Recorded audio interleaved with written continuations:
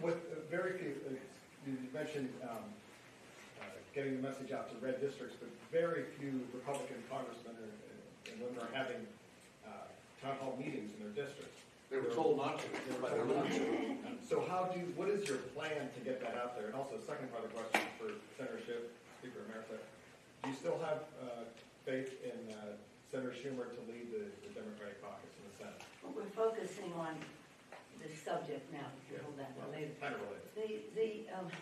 No, everybody has friends in another district. We're telling them, call your friends, call your family members who live in those districts, to have them call their member. Don't you, I've said to our constituents at our press conferences when we've had the town meetings or the tele-town meetings, you're wonderful, but it isn't helpful for you to call a Republican member.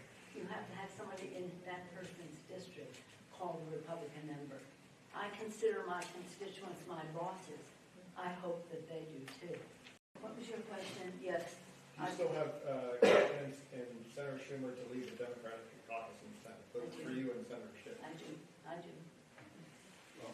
Well, to quote, and I guess this gets to your question and the previous question as well, to quote the Speaker, and Speaker, forgive me if I get the quote wrong in part, the Speaker always says that our diversity is our strength, but our unity is our power. We were not unified last week. And as we're in the minority in the House and we're in the minority in the Senate, the only way we're going to be able to stop bad things from happening is if we're unified.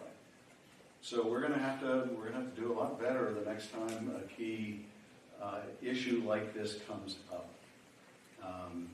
I'm not going to opine on the sort of internal caucus politics as a freshman. I'm going to leave that to more experienced people.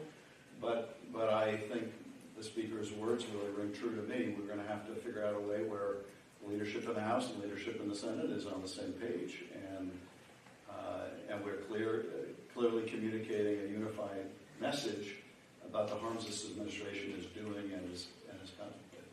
What do you think needs to happen next time, sir? Aren't those decisions? You both had the same question. Well, I'm concerned about the next time. I'm concerned about the future. What happened last week was last week. We're going into the future.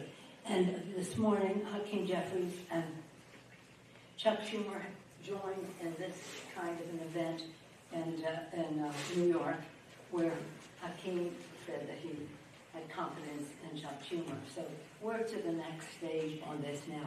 But your question and yours, it is about what comes next. I myself don't give away anything for nothing.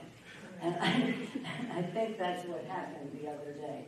We could have, in my view, perhaps gotten them to agree to a third way, which was a bipartisan CR for 4 weeks, in which we could have had bipartisan legislation to go forward. I'm an appropriator. Mr. Schiff is an appropriator and with the Appropriations Committee. They may not have agreed to it, but at least the public would have seen they're not agreeing to it. And then they would have been shutting government down, because we don't want government to shut down. And by the way, just from a historical standpoint, in modern times, all of the shutdowns have been precipitated by the Republicans. Newt Gingrich in the 90s was Clinton. Clinton didn't shut it down, but Newt Gingrich insisted on shutting it down when Clinton was president. Boehner, when Obama was president, he insisted on shutting government down, Speaker Boehner. The President of the United States going out the door, the longest shutdown in history, was it 35 days or whatever it was his, and he said he was really proud. He was really proud to shut government down. So shutting government down is a Republican initiative. It has been consistently. We haven't, that isn't who we are. So we weren't going to be shutting government down. We just wanted to have another path to make sure we could keep it open, or if it didn't stay open, that people knew why. That was Trump. The 35 days was Trump. What did I say? You didn't. Oh, Make sure they know. Oh, I don't like to use his name, so. What's his name? I said, I guess. Anyway, I was in the room when Chuck and I were negotiating with him on this, and he said, I'll shut it down, I'll be proud to. And he did for a long period of time. And then we took the majority, we went in a few days later, took the majority, but it took a while for us to get him to sign anything. So in any event, it is, again, it's about the budget. It's about the budget. It's about the statement of values of who we are as a country. They talk about fiscal responsibility. I invite any of you to join in on this. Fiscal responsibility. They gave a tax cut to the richest people in America.